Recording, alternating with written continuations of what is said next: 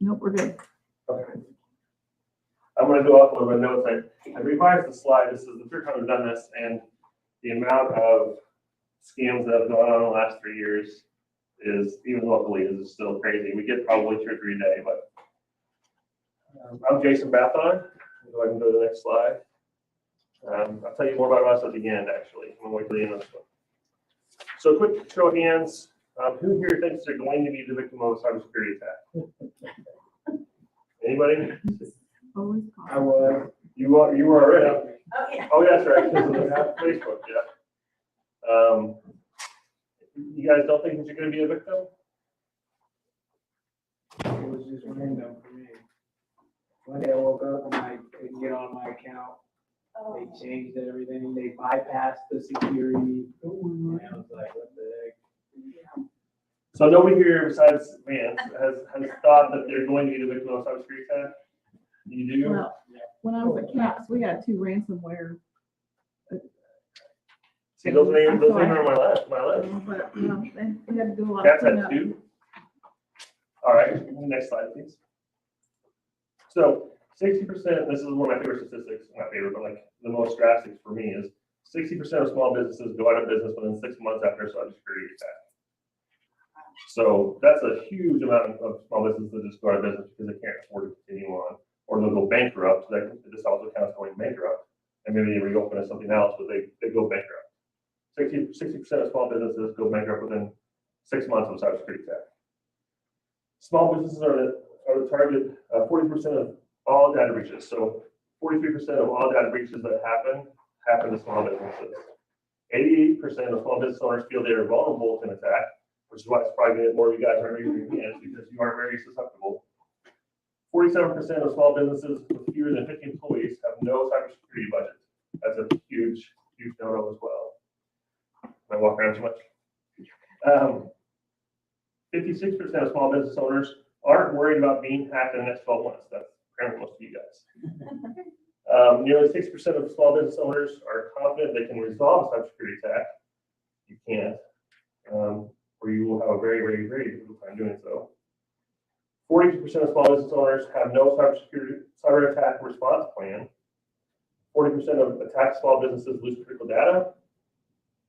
26% of small business owners have cybersecurity insurance. That is available. We're going to talk more about that later. And 1 in 5 small businesses use no endpoint security. So, another exercise for you guys. Raise your hand. We'll keep it raised for just a few seconds for me. Bear with me for this slide. But raise your hand if you do not have a local and cloud backup for your computer's PC important data.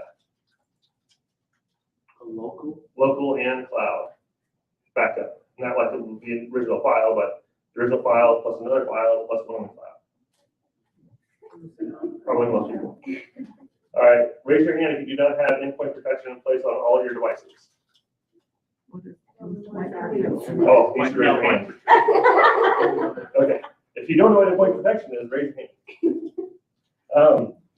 Raise your hand if you do not have a ransomware mitigation plan in place. Raise your hand if you or your business cannot afford a $925,000 ransomware payment, which is the average for 2022. I have my hand up for that one. Raise your hand if you do not have multi-factor authentication or 2-factor authentication set up on important accounts. I probably still have a couple out there that I don't have set up. It said important. You guys, there should be more hands up for that one. You said important. Important accounts like email, Facebook, social media. While those might not be viewed as being important accounts, they are. Raise your hand if you cannot afford to have your business down for 1 to 2 weeks while you recreate all your important documents, processes, rebuild your entire network, and replace infected components. I know I couldn't. And raise your hand if you spend less than 3% of your revenue on cybersecurity, backup, disaster preparedness for you or your business. All right, so I think everybody's raised their hand at least once. So next slide, please. So 2.7 million reports of fraud, and these statistics are all listed on the slide. This is from 2017. They've more than tripled since then in the last 5 years. But at the time, 2.7 million reports, 1.1 million were fraud reports, and 21% also reported losses of data. 905 million total losses in fraud, and 429 million median loss. But that's over 3 billion now. So one statistic that I like is this one here. I know this is kind of small screen, so I apologize if you guys can't read it, but I think we all kind of sort of have a grasp of understanding that most elderly, senior citizen, older generation have difficulty with this issue. But on the far end of the other side of the spectrum, younger children, people, teenagers, and young adults are also being very susceptible to cybersecurity scams. Anybody know the main reason for that? I'm going to guess. Why the younger generation is also very susceptible to cybersecurity attacks? Because Online they use it gaming. more often. Because they don't use the right format very often. Most kids today are not using computers, they're using their phones. And so they get on a computer and the computer is almost completely foreign to them. So they're very susceptible to computer scams as well. Imposter scams are 1 in 5 people lost money to imposters. Credit card fraud is 23% and 46% is tax fraud. Next slide. So who's targeted vulnerable? So start characteristic differences here. On the confidence romance scams, most of it's majority female and of course a little bit of male, but that's a huge amount of females that are susceptible to romance scams. So somebody gets you on a chat room somewhere or social media and starts talking you up, and they convince you that, hey, I need money, I need this, or I need to come see you, send me money. Those fraud scams are huge. Auto fraud is another part, real estate fraud, intimidation, extortion scams, and government impersonation scams. So what are the types of fraud that we're going to deal with today? Phishing email scams, phone, tablet, app scams, remote desktop control, clickbait, fake virus detected pop-ups, ransomware, social media hijacking, and remote romance scams. So just a quick thing about internet fraud. Fraud is any kind of thing where you guys have been the victim of a crime, really. If you guys are getting an email scam or a phone scam or a text message scam, who's got a text message on their phone that says, this is Bank of America, you have a charge, click here to dispute, something like that. Or an email similar to that. So that's the fraud. So next slide, please. The first one I want to talk about is ransomware, because this has been a huge one here lately. Ransomware is when something pops up on your computer and says, you are hacked, we have taken all your data and we've secured it, we've encrypted it, and now you can't have it unless you pay us X amount of dollars in Bitcoin. This is the worst one because from us on an IT perspective, we can't really help you. The best thing you can do is just consider that all the data on the computer is just gone, and we can pull out the hard drive and put a new one in its place and get you guys back up and going and get with that computer working. But that data is encrypted. There's no way around it. There's nothing we can do to really get that data back, and you don't want to pay them. So Can you prevent this from happening? well, that's we're gonna get to that eventually too. But yes, the idea is to hopefully not ever click this or have this happen to you. But there were some steps we can take to help prevent this. Yes. Next slide, please. So some recent ransomwares. Not all of them make the paper. These are a couple here. This is a county in Independence. I remember this one because I actually talked to some people that actually involved with that. The whole county got ransomware. They ended up paying some to get their computers back on, but then there was no water bill pay was down for like a week and a half. And they spent lots of money not only paying the ransomware to get the data unlocked, but also in the completely, basically have to take everything and just throw it all away, all the computers, all the servers, all the networks, all the switches, all the access points, just throw away thousands of dollars of stuff and just get all new. So they're actually giving you information back though? Well, there's two trains of thoughts on that about whether or not you should pay it in regards to actually paying it. One is the criminals want to have the reputation that they're going to get the data back. So I guess most of the time they try to give the data back, but they also don't always give all the data back. They might give 80% back, and then now we need another 200,000 to get that other 20%, and so on and so forth. And there's no guarantee that after they give you back the data, which the most important thing is not having the data get out there, like for a hospital, they can still take your data and sell it on the dark web as well. So there's in my opinion, nobody should ever pay a ransom. But another Kansas County, this is Potawatomi. Sorry, whoever's there. They also pay some ransomware to resolve the attack. Next slide. Sherman Medical Center in Kansas City. It's really, really tiny, and I can't see it on paper, but Sherman has done this right here. But it says Sherman is said to have paid a small amount of money, which was covered by insurance. Now, what is a small amount of money determined? I don't know. 200,000, 250,000, 500,000. I don't know how much it was, but it was probably a lot. But in that same vein is that last month, Kentucky Healthcare, Parkdale Community Health Center in Louisville, paid hackers 70 grand to release the records of 220,000 patients after ransomware attack. Now, chances are that data also ended up on the dark web. Even if they paid the ransom, it probably still ended up on the dark web. Municipalities have also been targets of recent ransomware attacks, including Baltimore, Atlanta.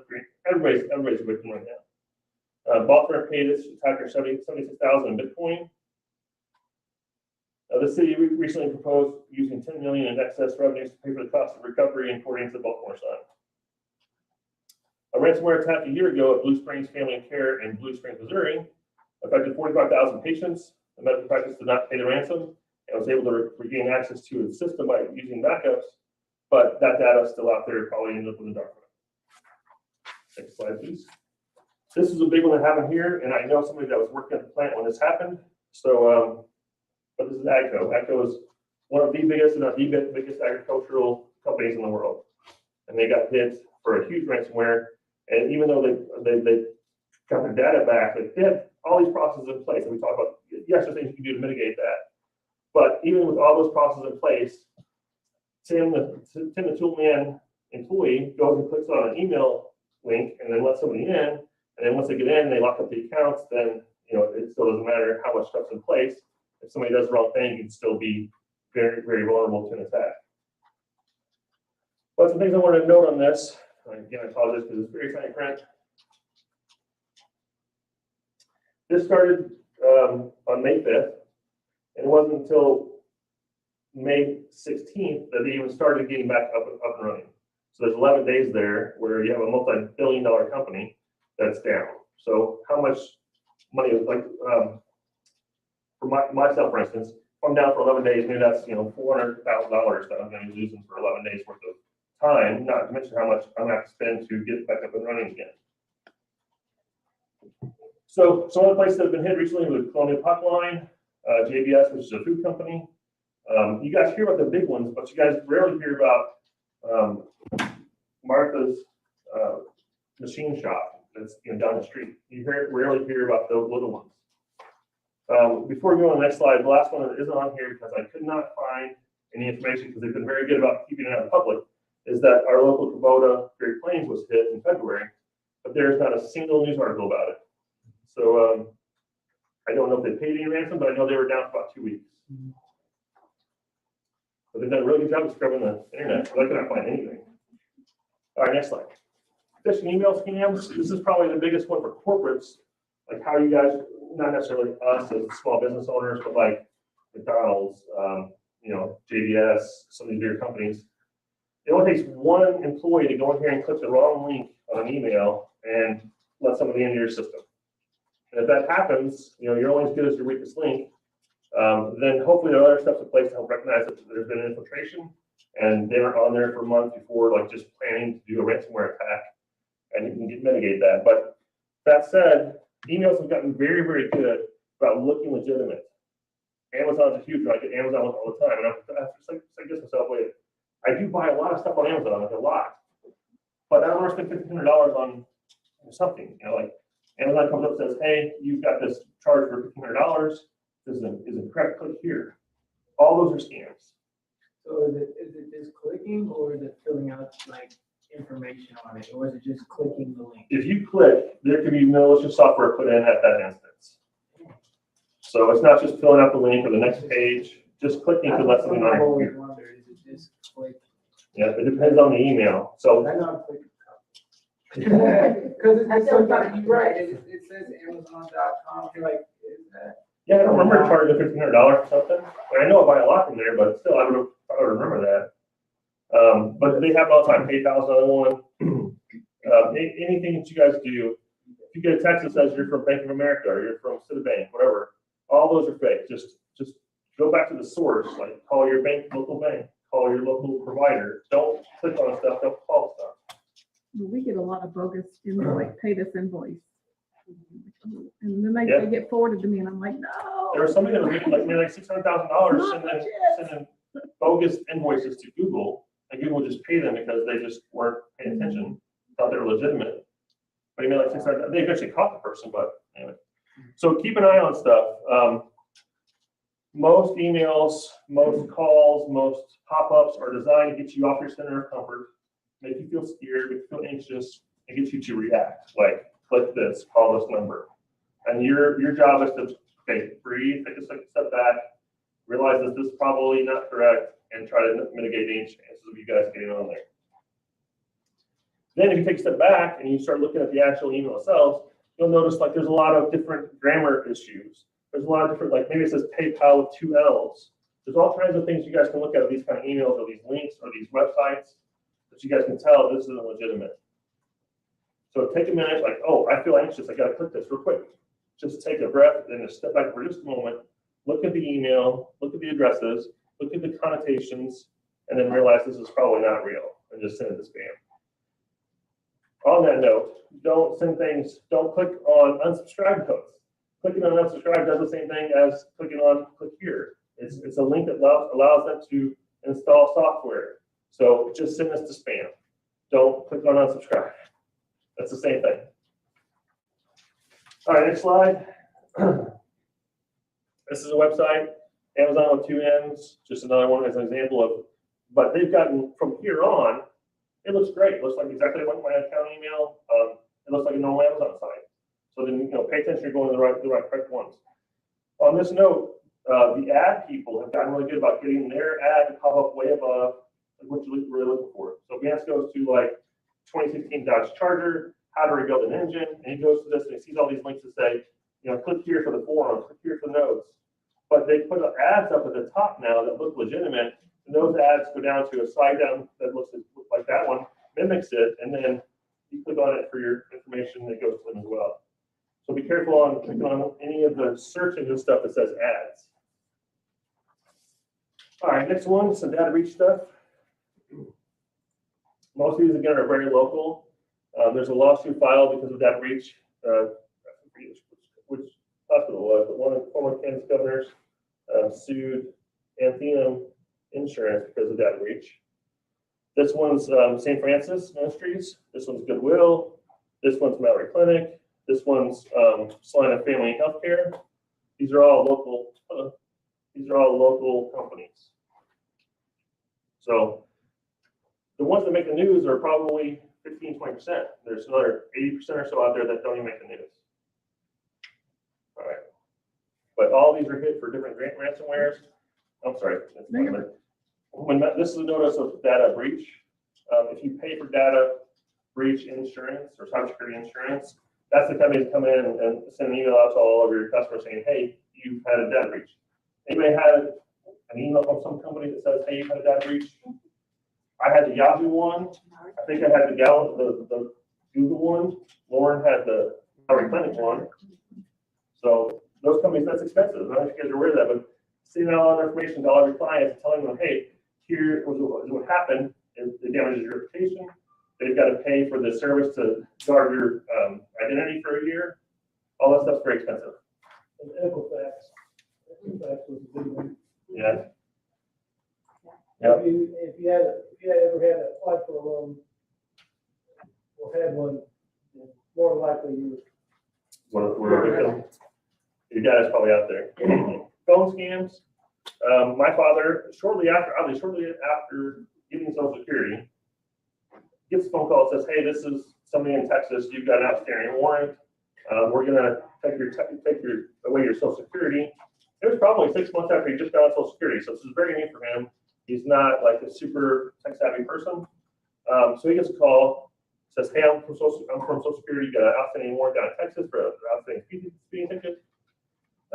You need to send us money. He was about ready to, and my mom said, hey, stop and call Jason. So they called me, I said, just hang up the phone, it's somebody just trying to scam me.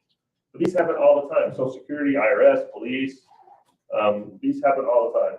The best thing you can do is just call. If somebody says, hey, I'm from Microsoft, hey, I'm from cops, hey, I'm from the Social Security Administration, just say, thanks for calling, click, hang up, and go find a real number for that company you're trying to get a hold of, and call them directly and find out what's going on. 99% of the time, they say, we didn't call you. Family members in peril, that's always a good one here recently. Somebody calls your grandma and says, hey, this is your grandson, I'm in prison in Dominican Republic, I need $2,500. This happens all the time. Fake charity appeals, how many people get called and say, hey, we're from the so-and-so police department, so-and-so fire department, we're doing our annual X. They get those phone calls?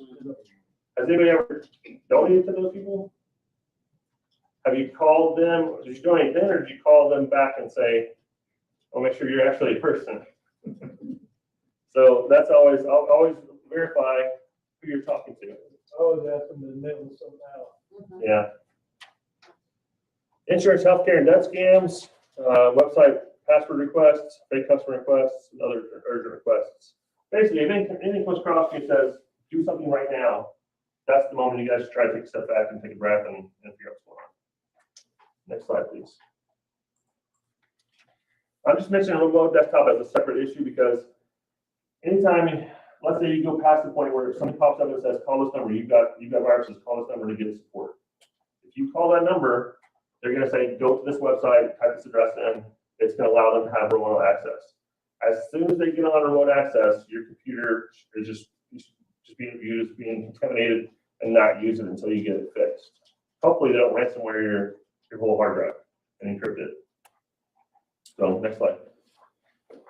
Clickbait's another one. So I'm susceptible to this one.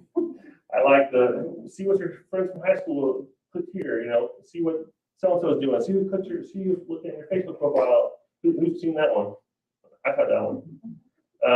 Clickbait's really bad, so don't click on those things. They're really bad about having viruses infiltrate them.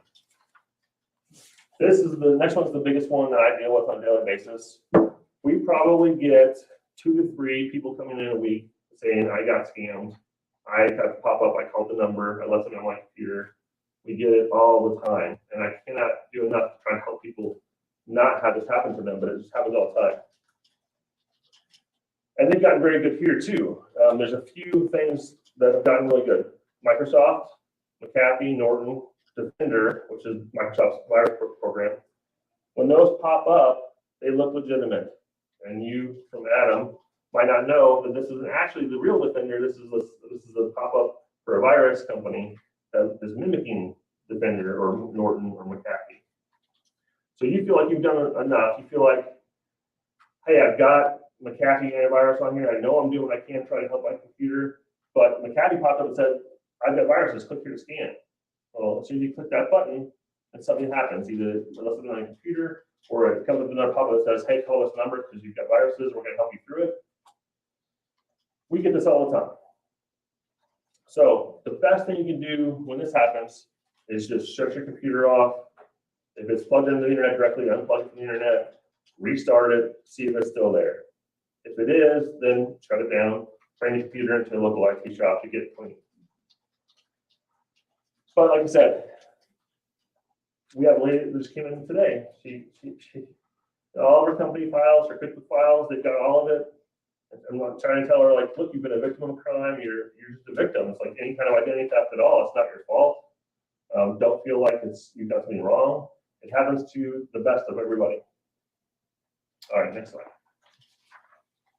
A couple more local ones here. Man caught in scam, 60 grand. He lost 60 grand. They got on and took his bank account and his retirement account. Salina woman got scammed out of $2,700. These are the ones that try to present themselves as being legitimate companies. Like, I'm going to save you. You popped it up. The number came up. You called the number. Now I'm an IT person in India, because that's where most of them are, unfortunately. And I'm going to try to tell you, this is what we're going to do to protect your computer. Go here. Look at this. See all these? These are viruses. Go here. Do this. Let me on your computer. And that's what this goes, it snowballs from there. That's what happened to that lady. Next slide. Social media hijacking. This one I think is I'm more directed towards kids. I feel like younger generations, the middle school, high school, they get on their social media account. If they get on there somehow, usually because the younger people don't have good passwords on their accounts or don't have two-factor authentication set up on their account. And once they have your Facebook profile, now we can go in there and kind of sort of like try to shame you into, some of them aren't even trying to get money. Some people are trying to get you to commit suicide. So it's like, go commit suicide within a day, or I'll release all of your photos that you liked about this guy or whatever, your whole message history. I think kids are more susceptible to this one.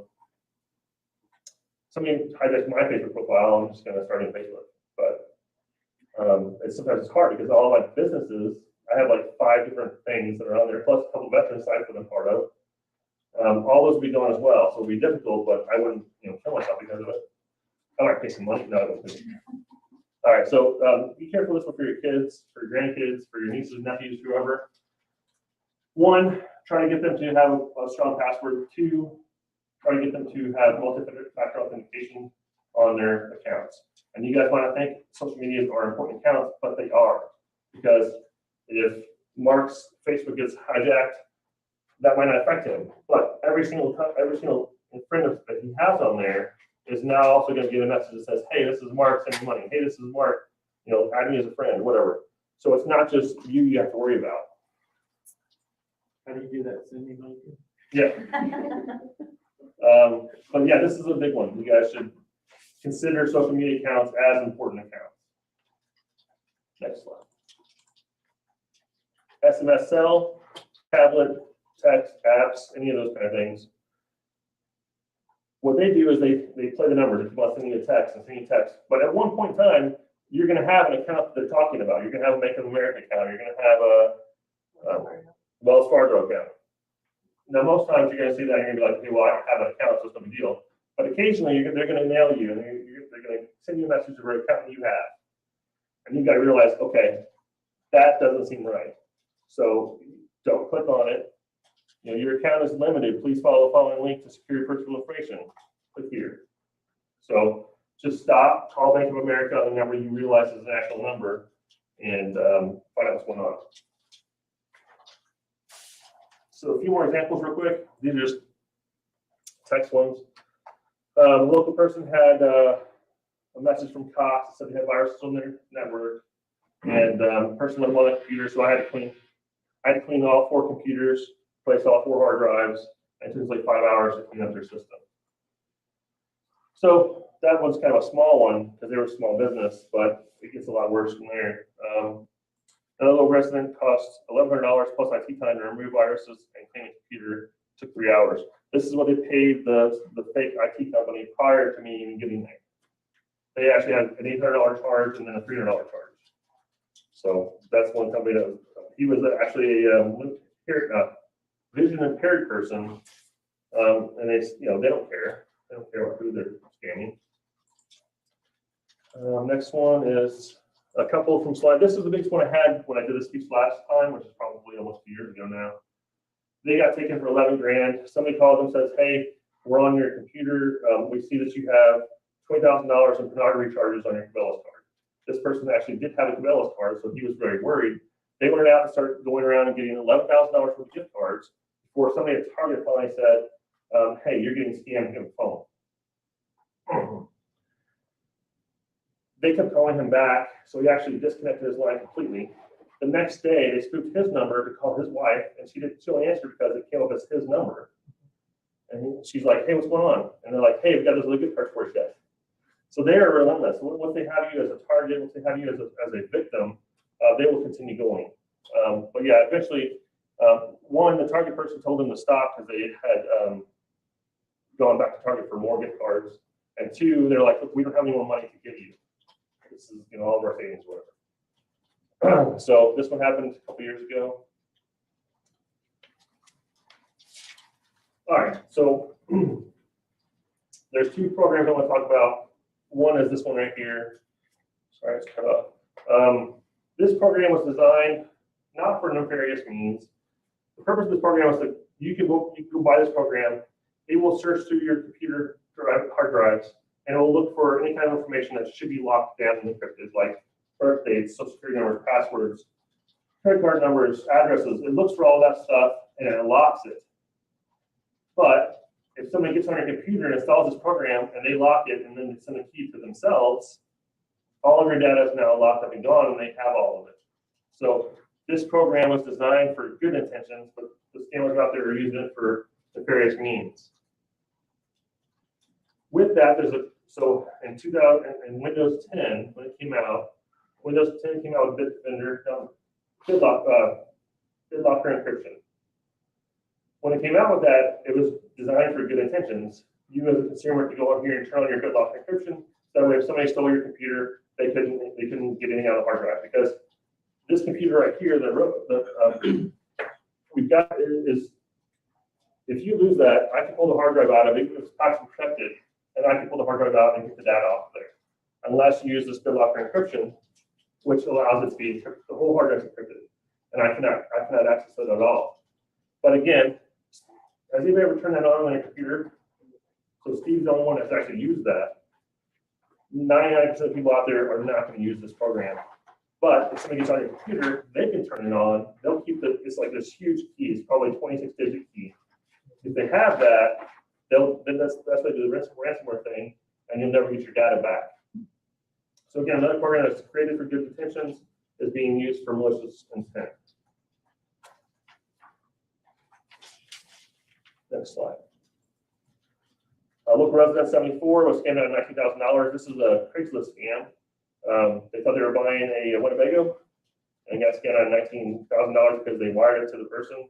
And of course, the person never turned over the Winnebago. So statistically, well, quick raise of hands again. Who thinks they're going to be a victim of some kind of security fraud scam sometime in their lifetime? If you guys are not raising your hands, you guys should raise your hands, because you probably will become a victim. So this right here is the before part. Like, what can I do before something happens? This is what you guys can do right now. You guys can do two-factor or multi-factor authentication. What that means is that you go to Yahoo, you type in your email, you type in your password. That's single-factor authentication.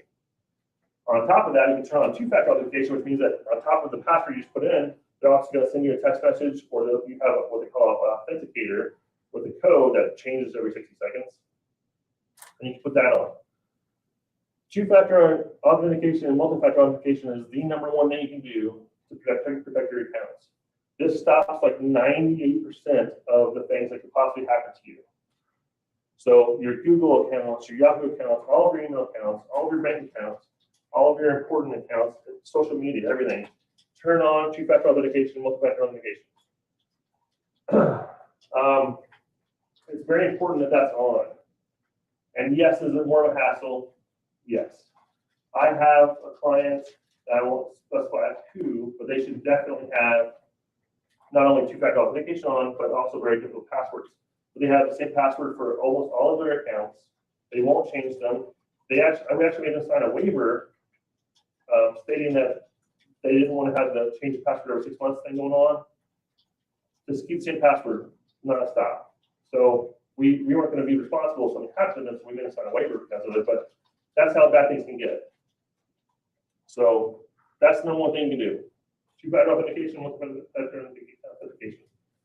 Man, did you turn on two-factor authentication on your new account? Okay. Yeah. So it's very important. This stops like 99% of the things that are out there. You can use a Google Authenticator, you can use a Microsoft Authenticator, you can have it send you a text message to your phone, you can have it call you. There's lots of the things you can do. I have all of my game accounts with this turned on, like Blizzard, like Steam, if you guys are gamers. Even those are important to have locked up. So number one thing you can do before something happens, turn on two-factor authentication or multi-factor authentication on all your accounts. That's number one. Number two, get out of the administrator profile on your computer. Are you logged in as an administrator right now? Well, you're lucky. 95+% of the people out there, And yes, I pull statistics out of my book. But from what we've seen, most people are logged in as an administrator. Are you logged in as an administrator in your laptop? I guess, I don't know, whatever is on my computer. When you try your computer, is there one-on-one account? Then you are logged in as an administrator. So, if you're logged in as an administrator on your account and somebody does get on your computer, either through calling them and going to a website or them just getting on and hacking, they can immediately start downloading programs to your computer because you're an administrator. So what you need to do is create a standard user account or make an administrator account and make your current account a standard user account, because that's usually what you need to do because you have all your files in your current account. So create an administrator account, put a strong password with that, and then change your account into a standard user. What that will do is that anytime you try to install something or uninstall something or do certain things on your computer, it will ask you for the administrator password. Is it a little bit of a hassle? Yes. If you're going to be installing a lot of stuff or uninstalling a lot of stuff, you can always log back into that admin profile and do that stuff there, and then log out and log back into your standard user when you're using it from day to day. But it will prevent, if somebody gets on your computer and they start installing software, that's going to pop up and say, enter your administrator password. And you'll be like, I'm not installing anything. Why is it asking me for my administrator password? And that's the moment you guys should let it click and restart your computer and see if all that stuff goes away. Hang up the phone. So number 2 is get out of the administrator profile on your computer. If you're a single user, most people are going to be logged as an administrator. If you're a business, you guys should have group policies and some stuff in place on Active Directory that takes care of all this for you. Setting up the security profiles for the whole company. When you guys go to places like, who's ever worked at a company like more than 100 employees? Most people. They have security policies in place, so you're already going to be a standard user. You can't install stuff on your desktop or install stuff on your laptop already.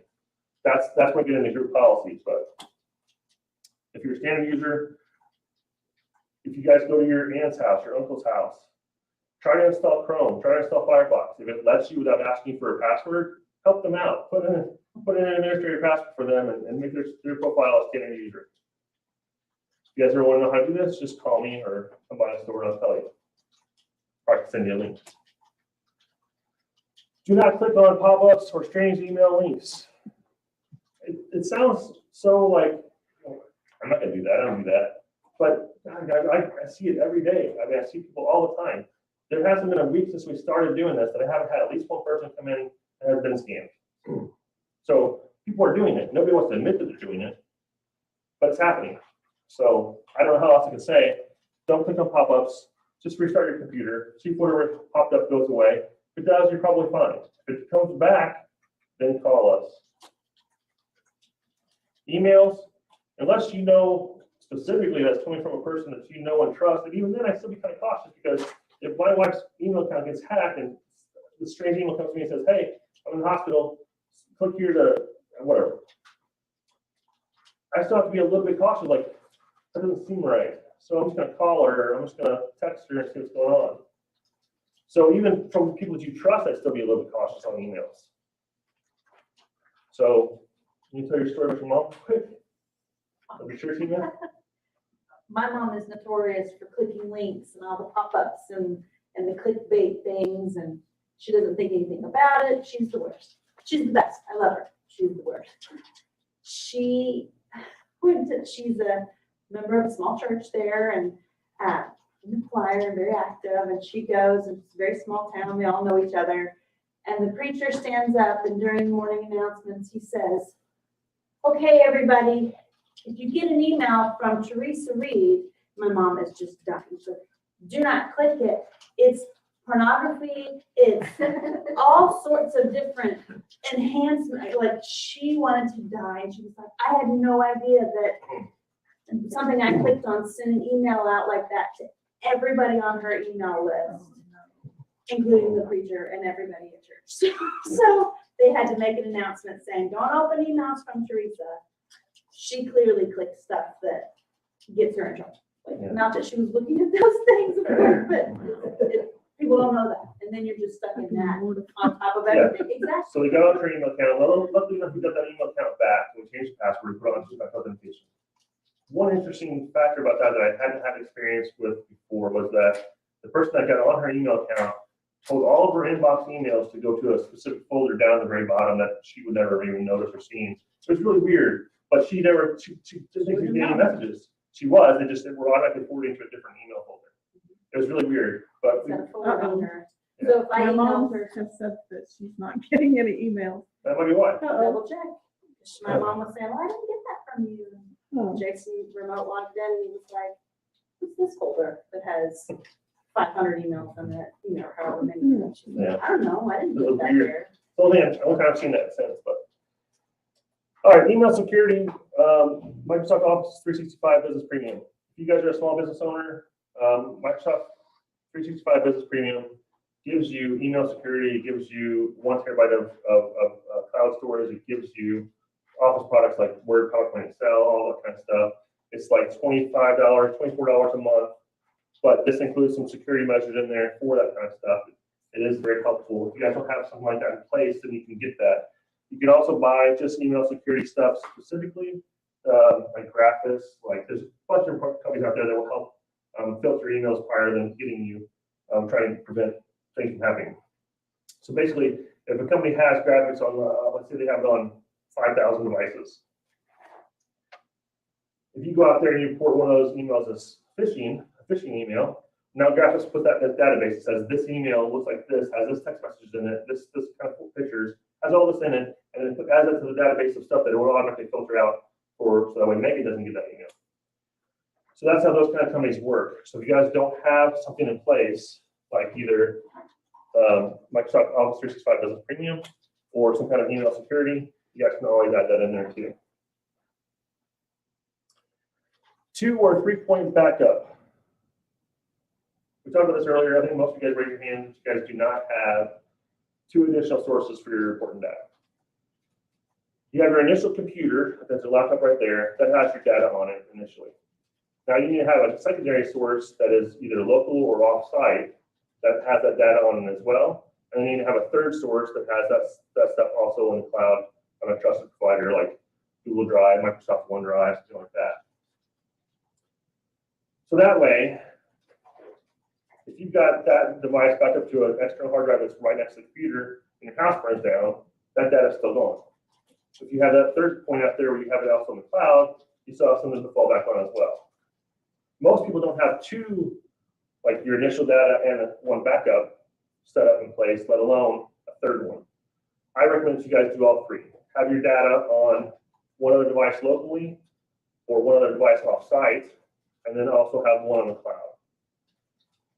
For important stuff like QuickBook files, for company files, for customer files, I would have, at the very least, an external hard drive that I would back up.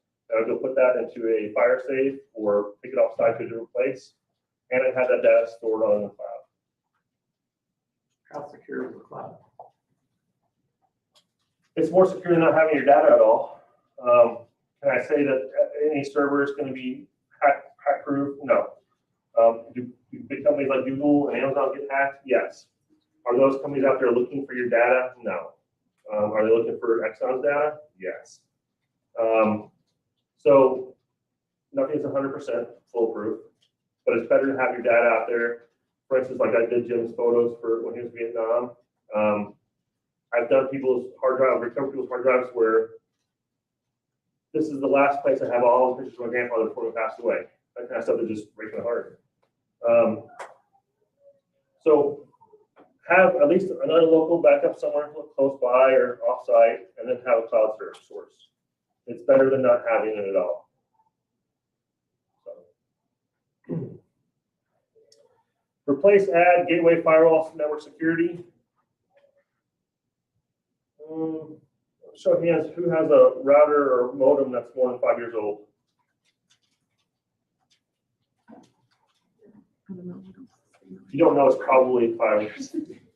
Ours is through the chamber, so I don't know. Yeah. Maybe somebody else's router. So when you buy a new router, it comes with usually like a 1-year license that they'll update the security for you for free. They'll test those definitions of what's new in viruses for about a year. If you guys are still rocking modems and routers from 5, 10 years ago, Those are very susceptible to being hacked. Just like phones go through generations, like we're currently just now with the iPhone 14, right? Wi-Fi goes through generations as well, and currently we're on Wi-Fi 6. No, you're fine. Currently we're on generation Wi-Fi 6, which is AX. Prior to that, we were on AC, and then there was N, there's A and G and B. Of course, Wi-Fi 6 has a much higher security than AC did or A or B did. So you guys want to update your routers, change your security settings. Make sure you have your security settings turned on your network firewall. If you don't have any at all, or if you don't know if you have anything, that'll be something I'd definitely check into. So the home devices are hackable too. Yeah, so that's why the newer ones are still less susceptible to being hacked than like one from 6-7 years ago. Because what's that? So those are the cheaper ones. Yeah. Because if you have a device that from 6-7 years ago, now there's 6-7 years worth of time to have gone through and find out what all the vulnerabilities are on that device. So update your router, update your firewall security. They usually have my SSID too, so it's not open to the public. Yeah, that's beyond what most people are comfortable with. Like, let's say you have your Wi-Fi network, and you guys have like Jason's network, and it's visible. So I go home and I see like, okay, here's Jason's network, I'm connect to it. Well, now I just imagine that network name is not visible and it's not being displayed, which is great. I agree, but it's also harder for you to put it in there manually because you don't know what it is, or enact user and security policies. If you have a few employees, that's what we do. Is if you guys need help, we can do this. But if you have 10 employees, you should be set up on group policies where I get your new laptop, I give it to Robin, I say, here's your new laptop. It's already set up with all the security stuff in there already. So she doesn't worry about being in an administrator profile. You know, it's already set up. So you have group policies in place. We just tell them, hey, we're going to add a user. We're going to turn on this, we're going to image this computer to have that security user on there. And it's already set up. You don't have to do anything. Most small businesses do not do that. You go buy a computer from Walmart, you turn it on. This is how I use it. I have no security policies in place. I have no group policies in place. Nothing. So this one's a little bit on the higher end of technical ability. So that's what we do. But if you guys want to do it on your own, that's fine. You just need to start setting it up on your own. Purchase cybersecurity, liability, and data breach insurance. Do you mind put you on the spot for a second? Do you have those? Nice. That's awesome. I don't know, I assume that it includes it's cyber like liability insurance. I guess I don't know if it includes data breach or not, but. Okay. So Megan's laptop gets stolen. Now she has to notify all of her clients that her laptop got stolen. There's a data breach. Your information could be out there. That company, the insurance company, would then take over. They would say, okay, send us your client list. Okay, here's your client list. We're going to send an email out to them that says, hey, you've been a victim of a data breach, or this data breach occurred on this day with this company. Call this number. We'll give you a free year of LifeLock insurance for your identity theft. Change your passwords, that kind of stuff. When you have that happen, that's who pays for that. That's what you're paying for, is that service.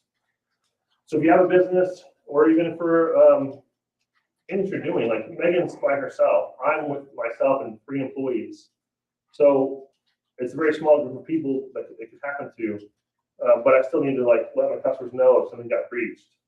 And this is who's going to pay for that, because I can't afford to go out there and try to pay for 4,000 people's identity theft protection from LifeAlert or LifeLock. Yeah, I wouldn't buy a laptop myself. Well, I'm just using an example. Yeah. So get cybersecurity insurance and data breach insurance. These are 2 separate things sometimes. And one is, I can't remember which one's more, one includes the other. One is just one by itself. One includes both. I just can't remember which one's which. I think cybersecurity liability includes both, but I can't remember. Yeah, you'll have to look at your policy, because. Yeah. Yeah, that's true. And the one more thing is, it's just how they label it. They'll call it this. Yeah. And it may have both or may have one. Right. You know, so just because it has a name, just like anything, don't trust it because it has a name. Look at what it entitles. Right. What coverages are. Shred, destroy all personal information, documents, credit cards, etc. I know some of you have heard this before, but who knows what happens when your trash goes out to the curb? It hasn't been answered before. Who knows what happens to your stuff that goes out to the curb? Public property. It becomes public property. So if you have your bank statements and you throw them in the trash. As soon as it goes, not that the same people have to try to go look through trash, but I'm saying that as soon as it goes out there, it becomes public property, somebody can come to your trash dumpster while it's waiting to be picked up, grab your bags out of there, take them in the truck and just go filter through them and look for personal information. It's something that probably is a very, very rare occurrence. Happens more with people like running for office, people that are cheating on their spouses, whatever. It happens that kind of stuff. People trying to like, but I'm not saying it can happen for you. So the best practice would be to just make sure you guys destroy your important information before you put in the trash. Outsource and budget IT. Raise your hands if you guys save more than 5% of your revenue to pay for cybersecurity and network security. Anybody? I do, but I have to do it. So not one of you guys are paying, setting aside money for cybersecurity and infrastructure for your network. And that's something that you guys need to do. Anybody know why? Well, sure, but doing preventative measures is 1,000 less expensive than getting hacked in ransomware. So I can spend $3,000 now or $5,000 a year, or I can spend $90,000 to get my data back from committing ransomware. It is way less expensive to do it up front than it is to do it in the rear. Call a trusted IT company like us. That's what we do. So this one's the before, minimizing risk and enacting plans in case anything happens. So we're going to go in there. We're going to say, okay, well, here's your vulnerabilities. Here's where you need to replace equipment. Here's where you need to. Who's still using Microsoft 7 or Windows 7 or earlier XP? Who's using XP? Nobody in here is using Windows 7, really? And who's using Windows 11? All right. You guys use Windows 10? Anyway, Windows 7 is no longer supported, so any vulnerabilities that happen after it stopped being supported can easily infiltrate that operating system. Should we upgrade to 11? So Windows 10 will be supported until 2025 currently. Now, that date had, for Windows 7, that date had continued on. They had a date and they pushed back 2 years, and they had a date and pushed back 2 years. So Windows 10 can be supported until 2030. I don't know, but switching, yes, it is more secure than Windows 10, but it's also being supported with security updates until they stop supporting it, which is going to be at the very earliest 2025. So you're fine on Windows 10. Any prior to Windows 10 is no longer supported. It's vulnerable to being attacked. Next slide. So that was all the before stuff. Everybody get all that? Sorry, it's so funny. During, turn off the device, and if possible, turn off the internet. All your internet, turn it all off, turn everything off. Go to your break, just shut everything off. If it's that important. But this thing, you just turn off the device, and if possible, turn off all the internet, not just your Wi-Fi router. Unplug your modem, unplug everything that you can that's going to deal with your landline and your Wi-Fi internet. Hang up the phone if you're on the phone with somebody, and they've gotten very good. I've heard a lot of ones where like, I felt kind of like cautious, but the guy's like, well, here, let me talk to your supervisor, and let me let you talk to my supervisor. And I get somebody else on the line, which is probably Steve sitting next to him. No, yes, the supervisor. If you don't believe that this is the right company, just call us back. Here's my number. Well, of course, people call back the number that they're actually calling, so it's a vicious cycle. But they've gotten very good. So hang up the phone. Do not go get gift cards or wire money. Caveat about gift cards. Anybody know the difference between a gift card fraud and a credit card fraud? Well, credit card usually has some sort of security or what we'll call it. You can actually maybe get some of that money back. Correct. Gift card, you're it's You get a gift card and you give them the numbers and the PIN code of the gift card. It's a legal transaction, and the credit card company will not give you the money back or your bank. Whereas a credit card is fraud. They're supposed to be giving the money back to that fraud that happened. I'm still amazed that anyone that says, hey, pay me a gift card. All the time, man. I'm like, it's like, well, that should be a thing that. You would think it is, but you get people that are off the center of comfort, they get scared. I've had 8-year-olds come in like, I just got scared. I went and got gift cards. They keep you on the phone while you're going to get gift cards. It's crazy. Don't hang up. Don't hang up. It's good points. One thing with the phone things is they call and they'll leave a message saying, hey, you got this charge coming up. If that's not your charge, call back, and they give you a number to call back. Don't call any of those. It's like she gets those and like, oh no, is that, so don't call that one. Yeah. If So they Amazon really sends you call a because message. you got charged, then you're gonna, it's a scam. Yeah. If there's a phone number, an email, or pop up, don't call it. If you feel like this might be legitimate, we'll call Amazon directly from it. Go search the number. But anyway. Do not give out credit cards, bank information. I know it sounds so silly, but it happens. So don't give out your credit card or bank information. Do not pay a ransom. And this also might be illegal. Anybody know that you can be charged for federal crimes if you give money to a ransomware person and that money goes towards terrorism?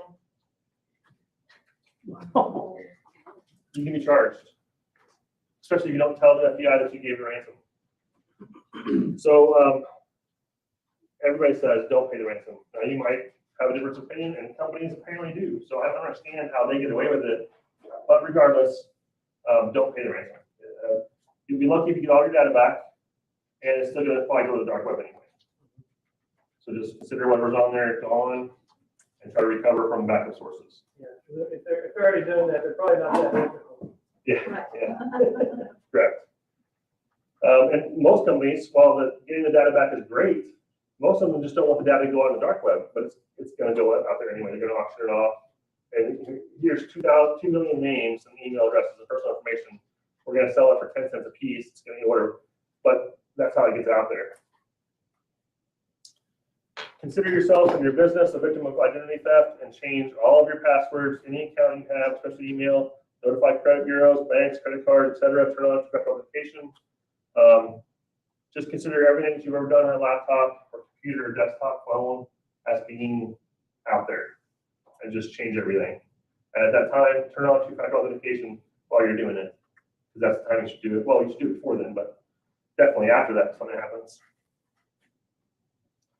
I look at the credit bureaus too. Don't forget there's main credit bureaus. Tell them to lock down your account, and they'll go through an extensive process. If you guys want to file for like a loan or go try to get a car, they'll call you and verify who you are. They'll go through much more steps than just, I'm going to go run my credit at the Ford dealership.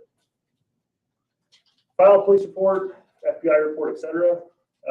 Salina has actually gotten an online form now because it's happening so frequently that before the slide I had up here before, the last time I did this 2.5 years ago, was just call it out an emergency number and file a police report.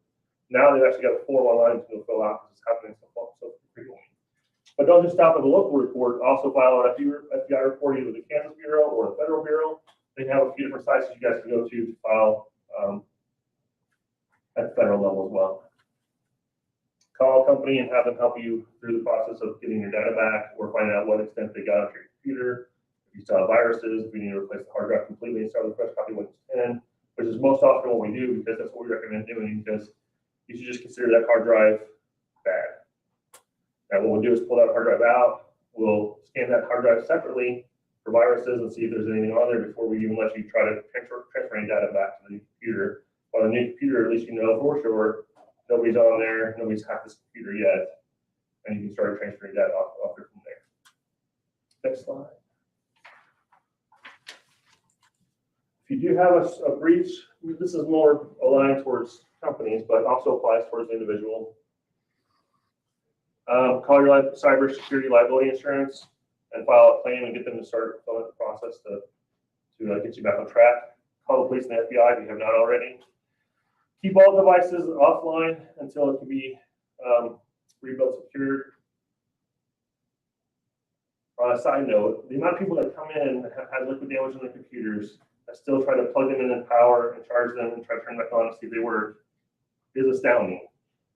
So the same thing goes to turn their device back on. Well, I thought it was okay, so I got back on the next day, or I got back on the next day, and it just happens frequently. So don't go back online until you're sure that you're clean and clear.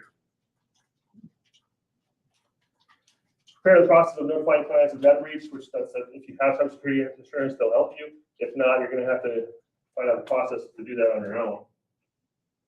Outsource and budgets for IT. If you guys are not outsourcing and budgeting for IT, I mean, you look at these big companies like Verizon, the Pipeline, all these people have tens of hundreds of IT staff already in place. They already have all the measures taken, they're still getting scammed. But it's much harder to scam them than it is, Tim's Repair Shop. But Tim's Repair Shop is getting hit just as frequently. It's just gonna be a much smaller amount that they're gonna get, so we're gonna do it more often to all these devices. They're gonna get hit. So if you guys haven't already, you guys need to start setting some money aside for IT planning, IT preparation, IT equipment, network security, things like that. The recommended is 5 to 10% of your revenue needs to be going towards IT security and network security. And they call a company like ours to help out avoiding things like this in the future. Next slide. So finally, I'm going to say this is me. I was in the Navy straight out of high school. I was on board a destroyer. 2002, 2003, was recalled active duty, went to Iraq and Kuwait. Got a bachelor's in 2006, my master's in 2008. Did industrial sales for about 13 years. Opened Jab in 2019 and started doing it full time in 2019. I'm sorry, 2017 when I opened it. 2019 I started doing it full time. We voted the best repair company in 2020 and 2021. And I can tell you guys now that in 2022 we've also won this year, which is going to come out here in a little bit. We're also voted the best security company in 2021 and 2022. Kansas? Well, it's Salina. It's Salina. It's the Salina award. So this is what we do, and the next slide just has a few of our pictures of our business. Some of you guys have not been here before. Some of you guys have known for a long time. And Johnny, you never been there? Mark, have you been in our store? Yeah, you sold me a store. I've been here. Vance has been there, but most of you guys have been there. But if you guys have seen our new store, it's down there on 9th and Belmont, right there by Burger King and Mexican Home. We have good staff. We're here to help. We do a ton of stuff, not just computer stuff. We also do security. So we have like cameras, alarm systems, access control. We have wellness devices, which you guys can probably start handing out brochures for. But if you need that, like I fall and I can't get up, pendant or watch, or push button on the shower, like I fallen, we have those. We do consulting, so we can do website design, logo design, branding, anything like that. And we do managed IT. So if you guys can't afford an IT staff, we can do that IT staff for you. We can set you up on a monthly pay and get you guys set up from the beginning. Charge you a monthly fee, and you guys just pay us, and we'll worry about all this stuff for you. And of course, we fix computers. All right, next slide. Any questions? This computer that you gave me about this is you have the protection on it. The other day, I was like you. I'm involved with several veterans organizations. I get 80 to 100 emails a day. And from various places. Anyway, I was looking and all of a sudden it said possible ransomware. Shut up. Do not let go. Do not collect $200. So I started to shut it down. Well, it wouldn't shut down. So I just turned it off. Yeah, that's fine. And the next day it came on, okay? Yeah, no worries. Now, when you were talking there, you said you want to be sure it's clear. How can we be sure that it's clear? You can always run a virus scan. Windows comes with, okay, so here's what happened. In early 2000s, you guys remember the Apple commercials that says, our computers don't get viruses, Windows do. Windows got really upset about that and tired of that, so they came out with Windows Defender. They actually came out with Windows Security Essentials first, and they came out with Windows Defender. Windows Defender is a pretty robust antivirus that comes with Windows.